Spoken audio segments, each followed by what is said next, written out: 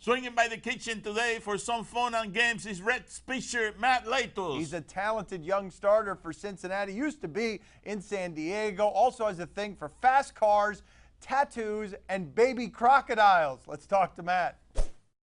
What's the most emotionally hurt you've ever been by something that happened in baseball? 2001, when I was younger, we had a baseball tournament going down to the Florida Keys. The night before we were leaving to go to the tournament, my grandfather died, and he told me that no matter what happened, to just go and play, that it was something that he'd want me to do. And that was probably I mean literally the worst thing that's happened. I mean, to have a loved one that was lost right before I go to play, it kind of just didn't really make me want to go. What's the most joy baseball has made you feel?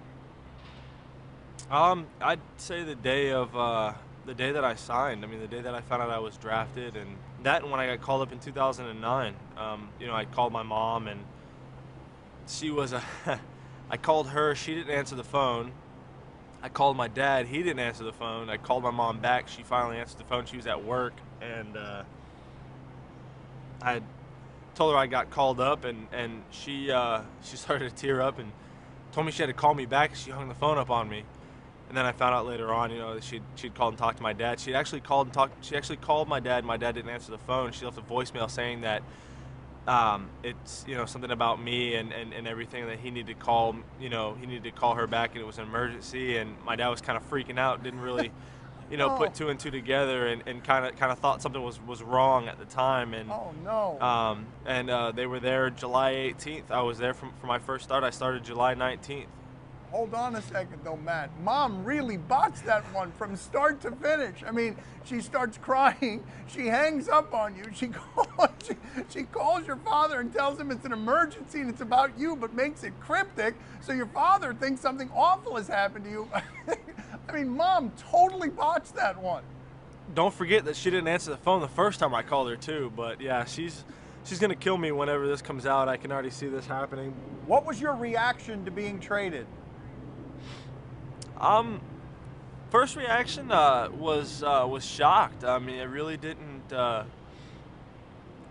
see it coming. And after a little while, it set in, and I think my wife was a little freaked out because it was basically, I mean, you could just imagine doing something, one thing for all that with with the Padres, and then basically your life's completely changed around from going out to making a permanent residence in San Diego, California, and then, just wake up one morning and guess what? Now you got to live in Cincinnati. Has there ever been a time, Matt, where you're standing on the mound and you're facing someone? I mean, you've thrown a lot of games, you've had a lot of success.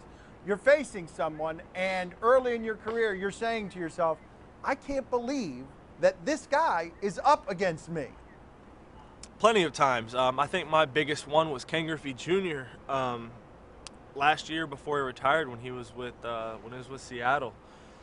I can remember him getting in the box. When he got in the box, I stepped off the mound. I kind of thought about it. I was like, this is a guy that I used to watch, and I used to swing left-handed in my backyard and act like I was him when I was a little kid. And for him to get in the batter's box was like, you just look kind of just wide-eyed. And I remember the first pitch I threw to him was a fastball, and it was right down the middle, and thank God that he swung through and missed it, because if he hit it, it would have probably gone about 500 feet. But I can remember I follow through, I throw that fastball, he swings through it and he misses. I back up off the mound, and I got this smile on my face, and I'm like, that is such a that is such a sweet swing that he has. That's the thing that pops into my mind. I'm just like, you stepped off the mound to marvel. I follow through. I throw the pitch. He swings through and misses it. I walk forward. I get the ball from Hundley, and I turn around. And as I'm walking back, I got this big kid in a candy store smile on my face, and I'm sitting there and I'm thinking, I'm like, that was such a sweet swing, and I'm So you're not saying to yourself, how great was that? I just threw a fastball by Ken Griffey Jr. You're going by and saying, wow, I can't believe how great that swing is. I promise you, I wish you could have been in my head that day. I take my hat off and I'm scratching my head. I'm walking back and I'm like, that swing was so sweet. It was so smooth. And I'm like, how did he not hit that a mile? And then it was back on the mound. Good time to go to work. My father has a question for you, Matt. Go ahead, Poppy. Matt, how did you propose to your wife? We were hanging out with a family friend, and she was telling us that we need to hurry up and make babies so she can be a godmother. I was, joking around with my wife, and I had already had the ring.